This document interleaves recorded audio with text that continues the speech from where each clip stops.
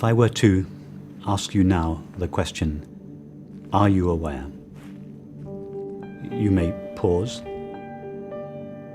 and then you would answer, yes. What happens between the question, are you aware, and the answer, yes?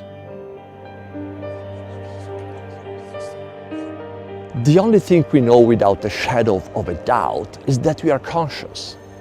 But at the same time, this is probably the most mysterious phenomenon in the universe. Most people think that consciousness is something that we have, but consciousness is what we are.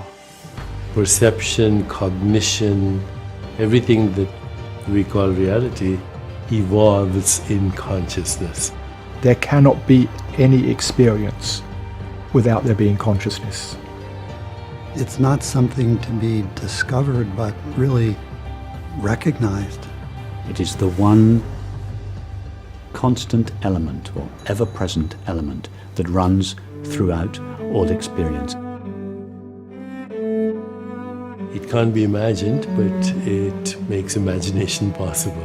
It is not extraordinary, it is not unknown, it is intimate, obvious, and familiar. It's the radiant heart alive on fire, knowing itself as that. Mystics of all tradition have been describing consciousness as fundamental and universal, while science in the past century or so has been looking for a biological basis of consciousness without much success. Science has ignored consciousness until now. And yet the great revelations of modern science, relativity, quantum theory, all point to consciousness being somehow very important. To look at the brain as a source for consciousness is mistaking the map for the territory. The whole of science takes place in consciousness.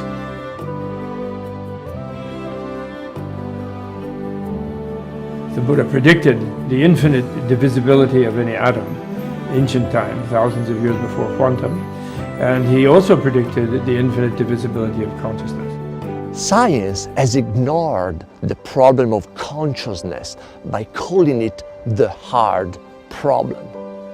And this approach has led to the fragmented worldview we experience, with the political, social, and economical crisis we are facing today. The understanding of consciousness is crucial if we have to heal a planet that has social injustice, extinction of species, mechanized death. If we do not understand the inseparability of all existence in consciousness, and if we do not imbibe it at a very gut level, then the great mystery may say the human species was an interesting experiment, it didn't work. So that is actually the human opportunity, and the human job is to come to an understanding of the self.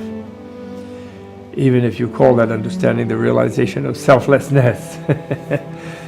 Maybe it's time for science to accept the discoveries of the mystics and consider consciousness as a fundamental block of reality like mass, time, space, and energy. So by including the very existence of consciousness in our thinking, we are coming to a much more complete view of the cosmos. Understanding consciousness is the key to the universe, reality, and ourselves. And perhaps is the missing link to bridge science and spirituality. If we want to know what is true or real about the mind, the body, or the world, we first have to know the nature of the knowing with which they are known. As William Blake said, as a man is, so he sees. The world we perceive is made of consciousness. What we call matter is consciousness itself. Nisargadatta Maharaj.